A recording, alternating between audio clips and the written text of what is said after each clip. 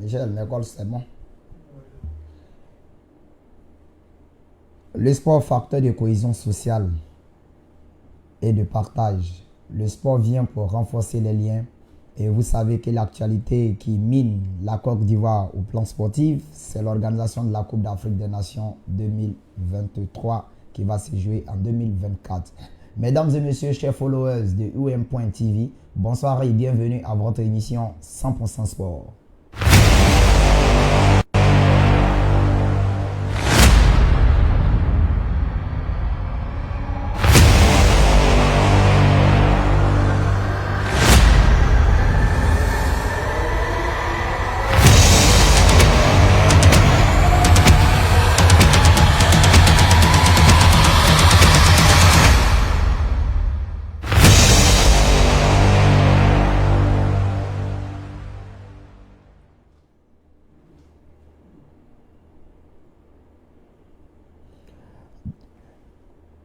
Abonnés de UM.TV, une fois encore bonsoir et bienvenue à votre émission 100% Sport. Pour ce numéro de cette semaine, je suis accompagné d'un de nos plus fidèles consultants. L'homme s'appelle Osmaoura Boulaye. Pour les intimes, c'est Zola. Moi, je l'appelle communément Koizola. Koizola, bonjour. Bonjour. Merci d'être là. Merci. Ça fait 2 jours quand même, hein? Oui, ça fait un bail. Ouais, ça fait un bail, hein? Oui. Ouais, depuis qu'on a fini l'autre numéro, Oui. c'était un peu compliqué de vous avoir, hein? Oui. Sur 2 fronts, hein? De front. On Ouais. était un peu occupé. Vous savez que c'est le début du championnat. Voilà, les différentes compétitions. Donc, on était un peu occupé.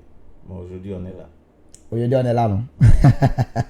Ok, c'est un plaisir pour nous de vous avoir sur notre plateau et puis de décortiquer ensemble avec Koizola l'actualité sportive. Aujourd'hui, chers followers, nous allons parler de 2 sujets. Aujourd'hui, nous allons parler de 2 sujets. Nous parlerons du début de la Ligue 1 Lonassi Côte d'Ivoire et ensuite, nous allons parler de la...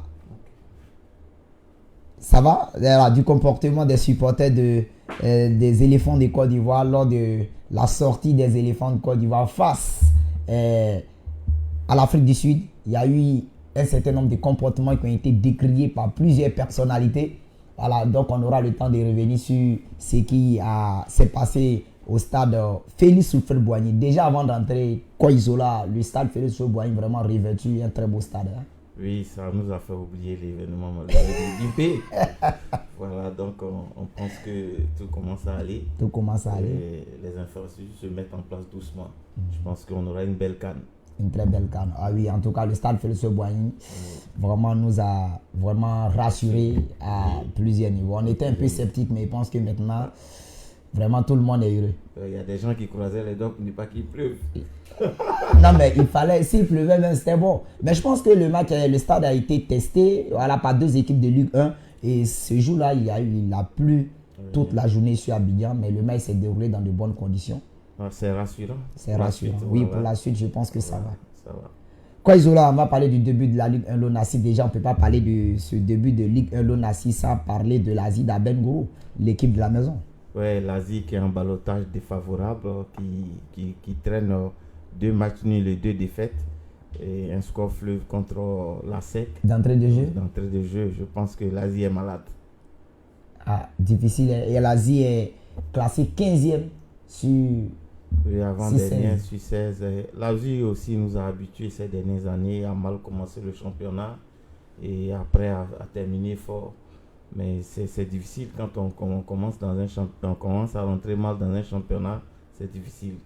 Parce qu'il faut engranger le bon nombre de points. Parce qu'il faut, au fur et à mesure que le championnat se déroule, les équipes se bonifient, les schémas tactiques deviennent encore plus compliqués. Donc c'est le moment où les équipes sont pas encore bien en condition physique. Ils ont un problème de pépins physiques, il faut prendre des points. Mais l'Asie pêche. On va croiser les bras pour qu'elle puisse se retrouver. Oui, l'équipe de l'AS Denguélé qui caracole en tête de ce championnat-là devant la SEC Mimosa. L'équipe de l'AS Denguélé qui comptabilise 10 points. Ils sont premiers de la Ligue 1 Lonassi après 4 journées. Oui, Denguélé qui rentre bien dans le championnat. Je pense qu'elle va bien continuer. Denguélé va continuer sur cette lancée. Et il faut noter aussi que Denguélé a un avançant très costaud. Très bien. En tout cas, il me plaît. Il me rappelle... Tes années. Les années où tu chaussais encore les bras. Oui, voilà. Oui, mais une équipe de Denguélé d'Odiéné qui franchement fait un début de saison vraiment très très... Oui, ça dépend aussi de la préparation. Vous savez, le football, l'environnement du football est tel que on ne maîtrise rien. Souvent, on fait une bonne préparation, mais par moment aussi, la préparation n'est pas comme on le veut. Mais bon, c'est difficile de se prononcer. Et c'est comme ça. C'est comme ça et on ne peut pas parler de ce championnat-là sans parler du nouveau venu de la Ligue 1, Zoma FC, que vous connaissez très bien, Oui, qui il y a quelques 3 années, oui. 3 à 4 ans, je pense que c'est à Bengourou qu'ils étaient en district. Hein? En district, oui, Zoma. Zoma qui est en train de monter. Non, c'était plutôt Mouna. Pardon. C'est Zoma qui est en train de monter un peu. Et je pense que l'appétit vient en mangeant. Et Zoma est en train de montrer qu'elle n'est pas là pour rien. Ah, actuellement, ils sont deuxième ex aequo, Oui. en égalité de points avec la SEC Mimosa, Oui. qui comptabilise 9 points. Voilà, donc vraiment bon va eux. On va revenir un peu sur la Zida Bengourou. Koizola, vous qui êtes coach, qu'est-ce qui peut faire que sur 3 saisons, la Zida Bengourou a du mal à décoller du bas du tableau? Il reste toujours là, avant-dernier, jusqu'à ce que dans les dernières journées, l'équipe de l'Asie vraiment réussisse à se maintenir. Ça fait 3 ans que cela dure. Hein? Et cette année encore, on est reparti pour la même chose. Oui, je pense qu'il faut revoir la politique. La politique de gestion, l'organisation, peut-être qu'il faut revoir, peut-être qu'il y a quelque chose qui ne marche pas là-bas. Et puis voir aussi dans le choix des hommes, c'est ça aussi. Voilà. C'est compliqué, hein? C'est compliqué. C'est compliqué pour les habitants d'Abengourou qui chaque week-end sont là en train de suivre le match de l'Asie d'Abengourou, savoir si ça va marcher, ça ne va pas marcher. En 4 rencontres déjà de Ligue 1, l'Asie d'Abengourou comptabilise 2 défaites et 2 matchs nuls, 2 petits points et avant-dernier. Je fais confiance au coach qui est là, ou sur Israël, qui est habitué à relever de grands challenges. Quand la mayonnaise va prendre, on va oublier tout ce temps-là. Mais on prie Dieu pour que l'Asie puisse maintenir le cap. On prie Dieu pour que l'Asie puisse maintenir vraiment le cap, hein? Parce que c'est toute une région, j'ai envie de dire, tout un royaume qui croit en cette équipe-là et qui veut vraiment que cette équipe-là puisse aller très loin. Je tire le chapeau au PCA, au président du conseil d'administration, M. Antoungouan Bernard, qui depuis des années fait mise et pied pour maintenir l'équipe à un haut niveau. Je pense que les cadres doivent venir lundi pour que ensemble l'Asie puisse rayonner comme avant. Ah oui, rayonner comme avant. Une année, l'Asie avait terminé 4e de ce championnat. Vraiment, c'était l'année où vraiment tout était bien. Vainqueur de la Coupe de la Ligue, la même année. Depuis lors, vraiment, les choses ne vont pas bien. Oui, on s'est mis à rêver même de Coupe africaine. Oui. Voilà. Mais soudainement, tout est tombé comme un château de cartes. Je pense qu'il faut revoir certaines choses, reprendre certaines habitudes qu'on avait au moment où ça marchait. Et puis surtout revenir à l'identité culturelle de l'Asie, qui est la région d'Abangourou, parce que Asie-Abidjan, c'est l'Asie d'Abidjan. Oui, voilà, ça vraiment, je pense que peut-être que si l'Asie jouait ses rencontres à domicile, au stade Henri Konan Bédié, peut-être que les résultats allaient changer. Oui, peut-être, rien n'est sûr. Non, mais je pense que jouer aussi ses installations avec ses supporters aussi, bon, vraiment, ça galvanise. Hein?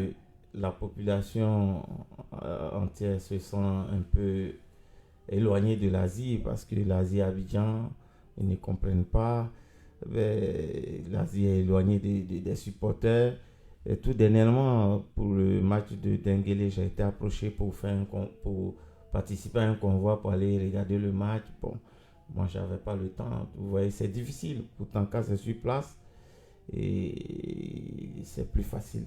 Et puis, il faut relever un fait. Moi, je suis un gars qui souhaite que l'Asie ait une identité au niveau du jeu, au moins un joueur. Aujourd'hui, on a le gardien Adou qui représente la jeunesse footballistique de l'Indénié, mais il faut au moins 2 ou 3 joueurs qui viennent d'Abangourou, de l'Indénié, qui se sentent à l'Asie. Et la population va prendre à bras le corps. Je prends un exemple. Vous imaginez un parent qui est à Cafétou qui sait que son enfant joue à l'Asie. Et cet enfant, ce dernier ici, il a au moins 40 amis à Cafetou. Mais le samedi, quand il y a un match, c'est les 40 personnes de Cafetou et plus qui vont partir. Vous-même, quand vous êtes sans ignorer, quand vous suivez les tournois du Roi, vous voyez tellement que Cafetou, quand il y a l'équipe de Cafetou, ouais, il y a de l'engouement. Il y a de l'engouement. Non, je pense qu'on doit revenir à ça. Et je pense que l'ancien Dex de la Fédération de football, M. Sami Tiassé, que nous saluons au passage, le gouverneur Sami Tiassé, voilà, quand il est venu à Ben-Goro une année pour la 14e édition de la finale du tournoi de la paix et de la cohésion sociale, il ne croyait pas en ses yeux de voir le stade Henri Konan Bédié vraiment avec un monde vraiment exceptionnel. Voilà, pour dire que les populations d'Aben-Goro aiment le football, mais comme vous le dites, voilà, si les populations ne se sentent pas dans l'équipe d'Aben-Goro aussi, bon, vraiment, ça serait un peu compliqué. Voilà, il faut une politique de rapprochement, de corps à corps. Moi, j'étais encore petit, je me rappelle quand l'Asie jouait la finale de la Coupe, je ne sais pas si c'est la finale nationale en 88. En 88. Je me rappelle qu'il y avait un monsieur qui louait un magasin chez nous à la maison, monsieur Yamakou Yao Corneille, avec un autre qui s'appelle Kaboré Augustin, qui ont organisé le convoi, un convoi. Ils se sont levés le matin, on dit, ils voyaient les passants passer, ils disent, ah, il y a match, Asie joue une finale à Abidjan, faisons convoi, et ils ont fait convoi, ils sont partis. C'était spontané, c'est ce genre de trucs qu'il faut revenir. Je me rappelle en autre temps, quand nous on jouait, Maman Asie, père à son âme, oui, père à son âme. Elle nous offrait des caleçons, tout ça, c'est ça, c'est ce genre de trucs qu'il faut arriver. Paraît-il même que le week-end où il y a match, il y a des personnes qui passaient au marché, d'autres donnaient 100 francs, 200. Je pense qu'il faut revenir à ça. Il faut que la population se sente dans l'affaire d'Asie. Et ça, il faut la première personne ici, c'est notre Nana. Il faut que le président aille voir Nana pour lui expliquer. Il faut qu'on fasse une campagne de mobilisation, de sensibilisation pour que la population s'imprègne de l'Asie. Vous allez voir que tout va marcher. Ah, il faut que tout marche parce que si du côté du Sporting Club de Gagnoa, les populations défèrent au stade Biaka Boda pour aller soutenir le Sporting Club de Gagnoa, c'est qu'on peut le faire aussi à Ben-Goro et puis il n'y a pas de débat. Oui. Quand l'Asie était en Ligue 2, pour moi, si j'ai une bonne mémoire, l'Asie drainait encore plus de monde au stade qu'aujourd'hui l'Asie en Ligue 1. Oui, franchement. Je suis toujours dans cette politique de sensibilisation. Nous, on ne fait que dire et parler parce que nous ne sommes pas des décideurs. Mais il y a des personnes aux ressources ici qu'il faut approcher, qui peuvent vraiment faire en sorte que l'Asie, même s'ils n'ont pas de grands moyens, mais puissent encore engranger des supporters, l'Asie puisse aller, des conseillers, les anciens sportifs, il y a des anciens dirigeants, un monsieur comme Diomandé Lassina de la mairie, qui est un grand dirigeant. Moi, je pense, si aujourd'hui j'avais la possibilité de prendre un dirigeant pour mettre à l'Asie, mais il connaît le football, il connaît comment galvaniser les joueurs. Je pense qu'il faut demander conseil à ces personnes. Oui, M. Diomandé Drissa de la mairie, voilà, vraiment à qui nous faisait un gros coucou, un papa. Présentement, il a sa femme qui est dans un état de santé un peu compliqué. Vraiment, nous sommes de cœur avec lui et que vivement que notre maman puisse retrouver la santé. Voilà. En tout cas, vraiment, c'est un grand sportif. Voilà. En son temps, il avait créé son école de football à la Bafing. Voilà. Et aujourd'hui, je pense qu'avec l'âge, voilà, il ne peut plus faire ce qu'il faisait il y a 10-20 ans. Lui-même, il jouait, il participait, il avait une équipe aussi qu'on appelait MC Ancien. Il participait aux différents tournois. Mais il a encore pour lui l'expérience. Il peut faire quelque chose. Il peut faire quelque chose en tant que conseiller, pourquoi pas. Voilà, du président délégué de l'Asie d'Aben-Goro, surtout que lui aussi c'est un Diomandé. C'est les deux Diomandé. Voilà, monsieur Diomandé l'a signé. À qui moi je fais un gros coucou, un président vraiment super. Je pense que c'est un monsieur qui est très humble. Il se bat pour que l'Asie puisse vivre. Voilà, à travers eux, on salue tous les dirigeants de l'Asie d'Aben-Goro qui se battent pour que le club même puisse se maintenir en Ligue 1. Voilà, ils font l'effort de pouvoir payer les joueurs. L'Asie d'Aben-Goro est l'un des rares clubs en Côte d'Ivoire qui n'a pas de problème de salaire avec ses différents joueurs. Mais le résultat peine à venir. Président Lansine Diomandé, vraiment, vous avez notre soutien. Et vraiment parler aux joueurs, faites ce qu'il faut. Il faut que l'Asie d'Abengourou puisse retrouver le haut du tableau parce que notre place, j'ai envie de dire, notre place, Kwaizola, c'est pas dans le bas du tableau. C'est pas dans le bas du tableau. Non, avant, l'Asie titillait avec la SEC et l'Africain dans les 5 premières places. Mais je pense que ça va revenir. Il faut savoir que dans la vie d'un club, il y a un moment comme ça où ça flotte, il faut tenir bon. Mais quand il y a le déclic, tout va bien. Ah, parce que la Ligue 2 est devenue très difficile en Côte d'Ivoire. L'Africain sait quelque chose. L'Africain sait quelque chose. Depuis la descente, ils sont encore là-bas. Ils cherchent encore les repères pour revenir. On fait un petit coucou à nos supporters de l'Africa Sport National. On va demander pardon au rejoigneur, il va leur tendre une corde pour qu'ils puissent remonter. Quand ils sont là, il ne faut pas qu'ils vont venir nous fermer dans ces studios-là ici. C'est au rejoigneur qui a parti parler d'affaires Africa là.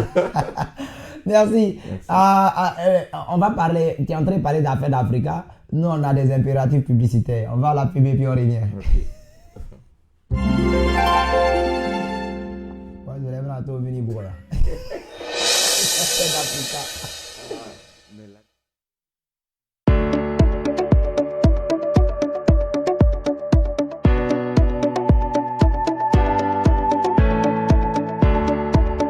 Sur la chaîne numéro 1 de l'Indénié du Hablin, il s'agit de UM.TV.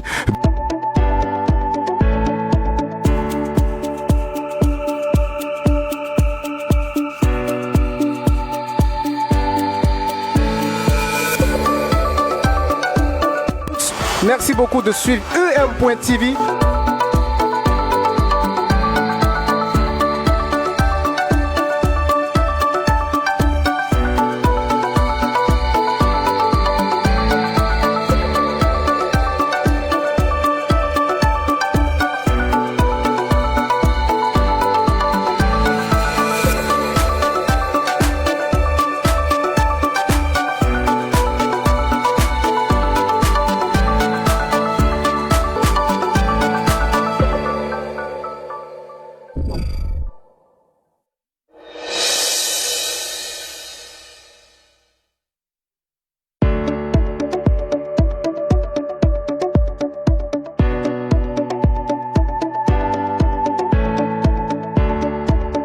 Sur la chaîne numéro 1 de l'Indénié du Hablin, il s'agit de UM.TV.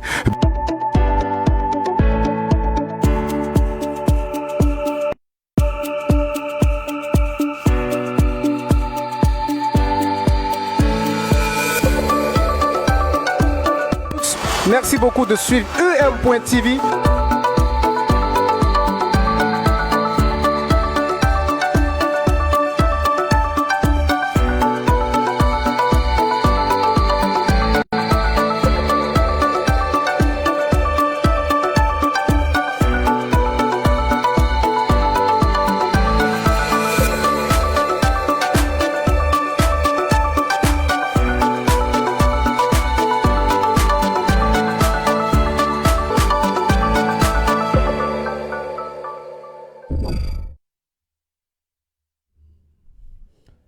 Retour sur le plateau de votre émission 100% Sport, 100% Sport, qui est votre émission qui vient pour parler de l'actualité du football au plan local, et au plan national et pourquoi pas international.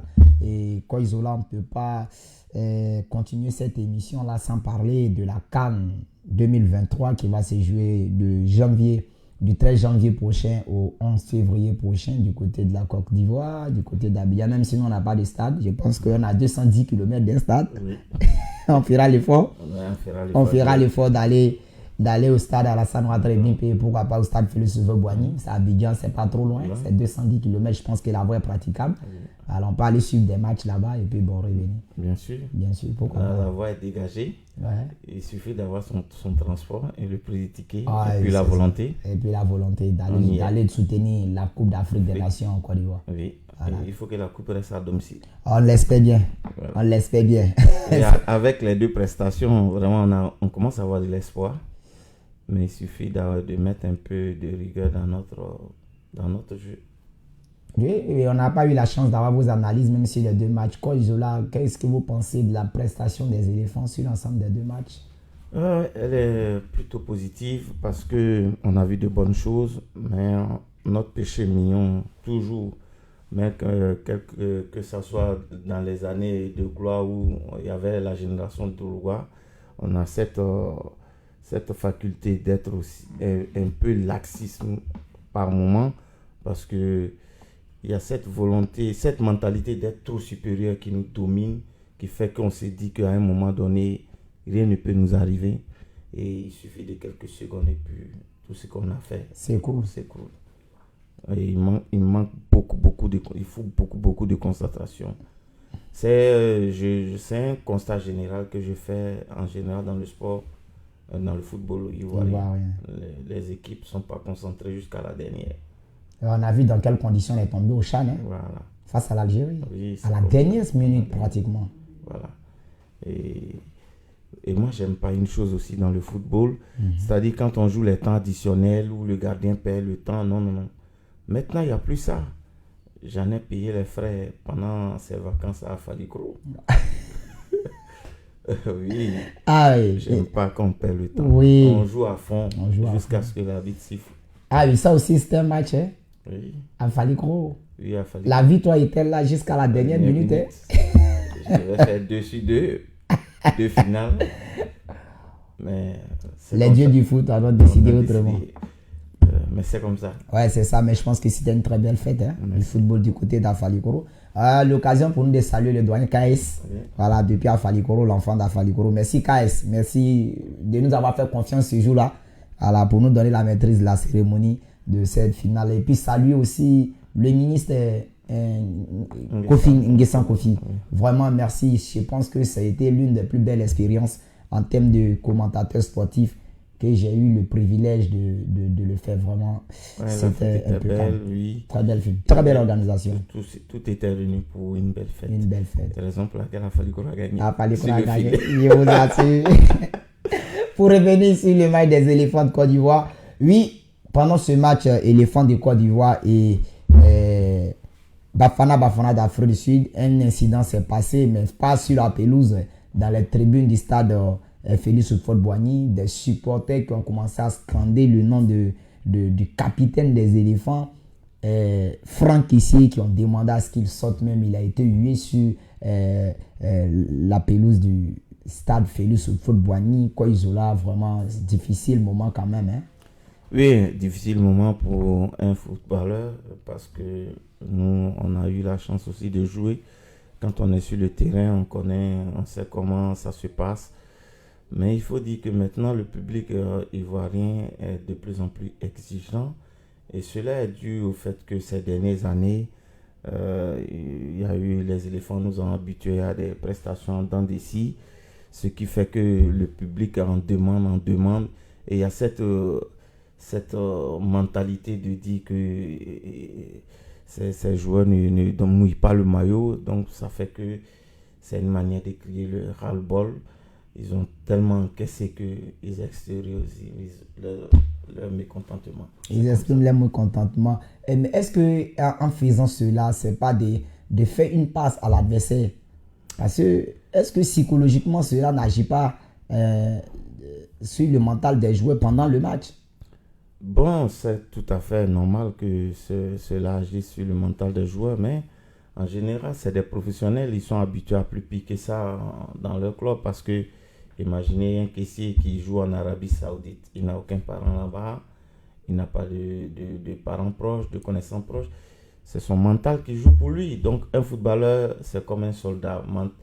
Les premières qualités d'un footballeur, il doit avoir un mental vraiment tellement fort.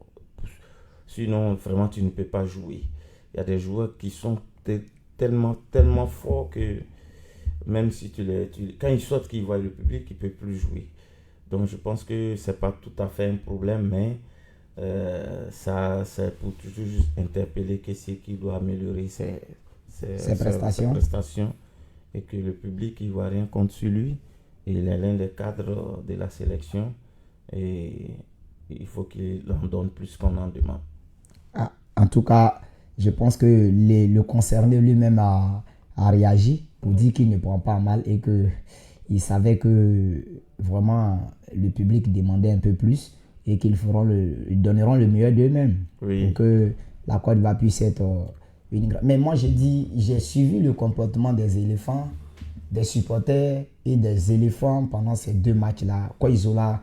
Est-ce que quelque part, le public ivoirien, c'est pas ce public-là même qui va amener les éléphants à perdre la Coupe d'Afrique des Nations? Quand je fais mon analyse, vous voyez, on encaisse un but. Et c'est les supporters qui donnent le tempo du match. Analyse bien le match. Hein. Tu verras que même quand on joue contre le Maroc, on a le match. À 1-0, la Côte d'Ivoire a le match. Mais on a voulu forcément aller marquer ce deuxième but-là parce que le public demandait. Non, le public ivoirien veut une équipe plus active. Je m'explique. Allez-y. Quand les éléphants jouent, tu as l'impression qu'ils sont dans un confort total. Ils n'ont rien à craindre, ils prennent leur temps, les transitions ne sont pas rapides. Pourtant, le football moderne a besoin de vitesse. Tactiquement, toutes les équipes sont prêtes. Et quand vous allez vous amener le jeu sur un côté pour amener bloc équipe de l'équipe adverse, vous créez de l'espace sur l'autre côté. Mais en phase de transition pour aller là-bas, pour trouver la brèche, si vous allez lentement, il y a un replacement. C'est ce qui fait que vous voyez qu'il y a un balayage latéral. Les éléphants, ils jouent latéralement, il n'y a pas de profondeur, c'est ça. Le public ne veut plus de ça. Par contre, vous avez vu le match des Sud-Africains. Ils font des combinaisons rapides, mais on a l'impression que le poids de l'éléphant même est sur les joueurs. L'éléphant aussi pèse quand même. Hein? Ouais. Donc, le public ne veut plus de ça. Le public veut une équipe active. Oui, très active. Sur le but contre le Maroc, ça a été sur une récupération des balles qui s'est jouée de façon très rapide. Oui, mais le public ne veut plus d'une équipe qui joue comme si elle a le temps, elle est dans son salon, elle prend son temps. C'est d'ailleurs ça qu'on reproche à Kessié. Parce que quand Kessié a le ballon, il va pousser 1 fois, 2 fois, 3 fois. Bon, avant de libérer le ballon. Pourtant, il y a des opportunités. Et surtout la solidarité. On se serait sorti de ce match avec des scores fleuves si les avants étaient encore plus collectifs. Par exemple, le match contre le Maroc, Diakité, c'est un nouveau venu, mais il a eu beaucoup d'occasions où il devait faire des retraits. Son rôle premier, c'est de faire des retraits d'abord. Je vais aux années antérieures, la paire d'attaque, Aruna Dendane, Didier Drogba, Baki, ou bien Salomon Kalou sur le côté. Mais Aruna Dendane, à un moment donné, il a accepté de se mettre au service de Drogba. Le match face au Cameroun, oui, il va, le défenseur Cameroun. Kala, vraiment Kala. Oui, vous voyez. Donc, si les joueurs, chacun accepte de se mettre au collectif, à la disposition de l'autre, vous allez voir que tout va aller facilement. Et ça, c'est un travail de longue haleine. Voilà. Pourtant, nous sommes à quelques 80 jours de la CAN. C'est la réalité du football. On ne peut pas tout avoir en même temps. C'est comme ça. 3 mois seulement de la CAN. Vous allez voir, le football, il est tellement complexe. Vous allez voir que peut-être que l'équipe même qui va disputer, après la CAN, l'équipe qui va disputer les éliminatoires pour le mondial sera encore plus forte que l'équipe qui a joué la CAN. C'est comme ça. Mais il faut savoir, c'est comme je dis, c'est l'environnement. Il faut savoir maîtriser l'environnement. Voilà, pour notre petite expérience. Et on espère que les éléphants, désormais, le poil ne va plus peser sur eux. Ils seront encore plus légers et plus jouer bien. Voilà, pour que... Si ça ne va pas, on va changer de nom comme Bénin. Les Béninois l'avaient. Ce n'est plus les écureuils. Ce n'est plus les écureuils. L'écureuil est trop léger. Vous rigolez un peu. Voilà, c'est ça. Non, mais c'est vrai ce que vous dites. C'est vrai, on rigole, mais je pense qu'une CAN en Côte d'Ivoire, en plus de l'organisation qui, aujourd'hui, je pense qu'au plus haut sommet même de l'État, les gens sont en train de tout faire pour que l'organisation soit parfaite. En plus de cela, je pense qu'on aura une très belle CAN si les éléphants aussi font un bon parcours. Oui, voilà. Moi, j'ai dit qu'il ne faut pas mélanger les deux challenges. Là, il y a le challenge organisationnel et puis il y a le challenge sportif. Mais quand les deux aussi vont ensemble, je pense que ça donne forcément de bonnes choses. Mais je pense qu'il y a bon espoir parce que depuis la prise de fonction de Gassier jusqu'à ses premiers matchs, aujourd'hui, on a vu que l'équipe commence à monter en puissance. Voilà. Et il y a des petits réglages qu'il faut faire pour que l'équipe soit parfaite. Vous savez, vous voyez que cette équipe des éléphants, comparée à celle de 2015, il y a une différence. Cette équipe, on la voit venir. L'équipe de 2015, on ne l'a pas vu venir. Mais elle a remporté. Parce que l'entraîneur, du moment, est venu, il n'a pas eu cette préparation qu'il a pris des joueurs quand même on ne connaissait pas. Et puis boum. Donc vous voyez, il y a beaucoup de facteurs. Ça pour vous dire que ce n'est pas certain. Le football, c'est incertain. Les forces et les faiblesses du moment ne sont pas celles d'un autre jour. Donc on prie Dieu pour que les éléphants puissent faire une bonne campagne, nous ramener la coupe.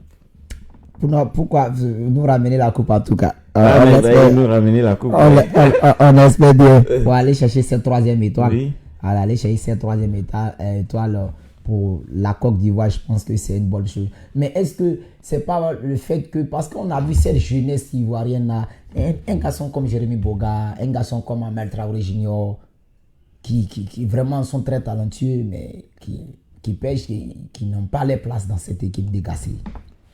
Non. Jérémy Boga n'a même pas été sur la liste. Oui, c'est le choix de l'entraîneur. Hein. Vous savez, un entraîneur, il fait ses choix selon son feeling. C'est difficile souvent, c'est pas compréhensible, mais lui seul peut nous expliquer. Et quand parce que c'est que beaucoup reprochent, beaucoup disent qu'il y a des jeunes joueurs qui sont très talentueux, qui sont là, qui peuvent nous apporter beaucoup, mais que Gassier s'attarde sur, entre guillemets, les vieux de l'équipe. Mais c'est un mélange de tout qui font une bonne équipe. Hein. Si dans une équipe, vous n'avez pas des vieux aussi, des doyens qui peuvent donner des conseils, leur expérience. Vous avez en 2015, c'est les Yaya qui étaient les doyens, les Gervinho, c'est comme ça. C'est un mélange de tout. Le Kolo Touré, c'est un mélange de tout. Mais il y a des compartiments. Moi, aujourd'hui, quand je vois Wilfried Senghor jouer à droite, il délivre deux passes. Ça, c'était avant le Serge Aurier qui était là. Mais aujourd'hui, Serge Aurier, franchement, il ne peut pas. Il peut être le capitaine des éléphants. Non. Il ne peut pas, puisqu'il n'a plus cette lucidité d'avoir de bons centres. Wilfried Senghor, je pense qu'il mérite d'être titulaire à la CAN. Et vous voyez, c'est un mélange de tout. Voilà. Mais il faut que les anciennes aussi acceptent de passer le témoin. Vous avez vu Gradel, vous avez vu la vidéo, voilà. C'est des doyens. Il y a le moment pour ça. Il y a un moment donné, il faut savoir que vous ne pouvez plus dépasser vos limites et qu'il faut laisser la place. Ou bien il faut être là pour pousser. C'est comme ça. Non. Très belle analyse, Koizola. Je pense que c'est un mixage qui va vraiment profiter à la Côte d'Ivoire. Tous le mal que nous souhaitons à cette équipe des éléphants, c'est de faire une très très belle prestation lors de la Coupe d'Afrique des Nations en Côte d'Ivoire. Chaque numéro, nous reviendrons sur les éléphants jusqu'à ce que la CAN démarre véritablement. Déjà en novembre, les éléphants auront les éliminatoires de la Coupe du Monde prochainement. Oui. Et le match sera au stade Alassane Ouattara de Bimpe. Oui. On aura l'occasion de parler encore des éléphants et des éléphants. Oui. On les aime trop, c'est qu'on aime les titiller. Oui, c'est comme ça. On les aime. Je peux vous dire que j'étais à la CAN en 2002 au Mali. Hein. Oui. Je suis allé. Oui, vous l'avez dit ça ici. À Sikasso, précisément. Voilà, et je compte. Et à Sikasso, hein. Oui. Cette fois-ci, le Mali est logé. Le Mali, est-ce que je ne maîtrise plus le truc, mais le Mali, on va les accueillir. Comme les Camerounais, ils ont déjà fait sortir un single pour nous dire qu'ils arrivent. Ouais, et je compte sur VDA pour les répondre.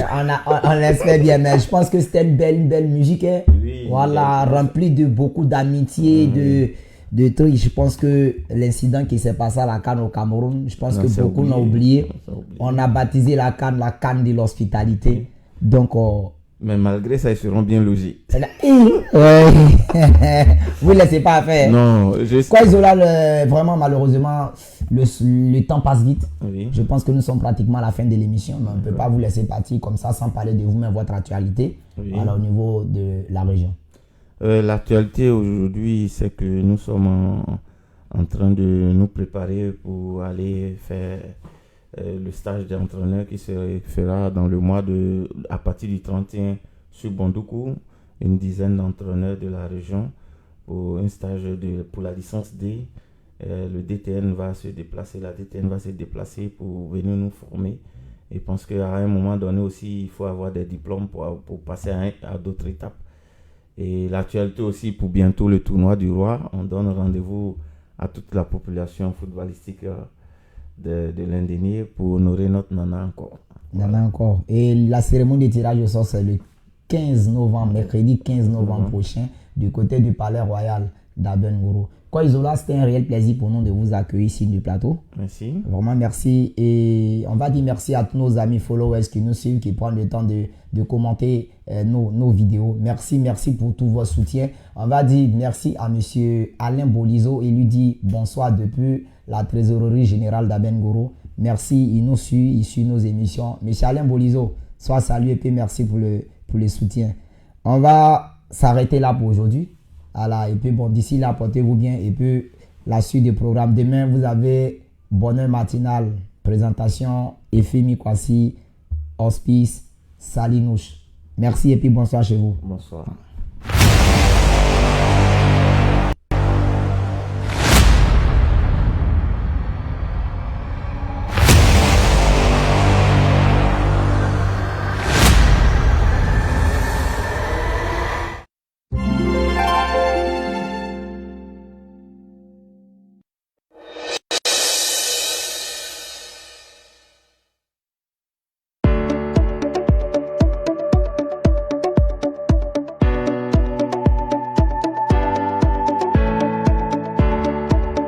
Sur la chaîne numéro 1 de l'Indénié Duablin, il s'agit de UM.TV.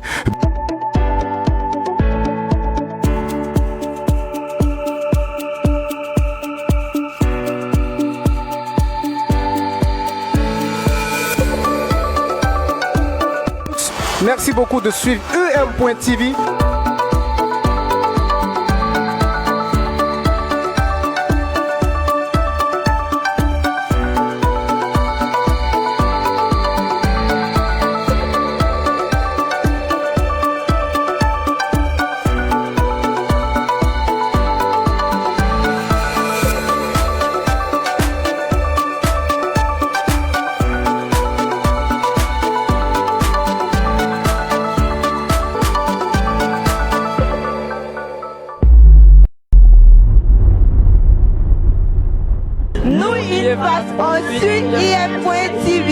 Ouais, je suis le Waraba 115, Idriss le Waraba 115. Ouais, je suis la chaîne IM.TV. Ouais, c'est Zo, c'est Tcho. Ouais, c'est quoi ça? Regardez ça, hein, c'est Tcho même. Voilà, donc c'est moi. À Nietzsche encore.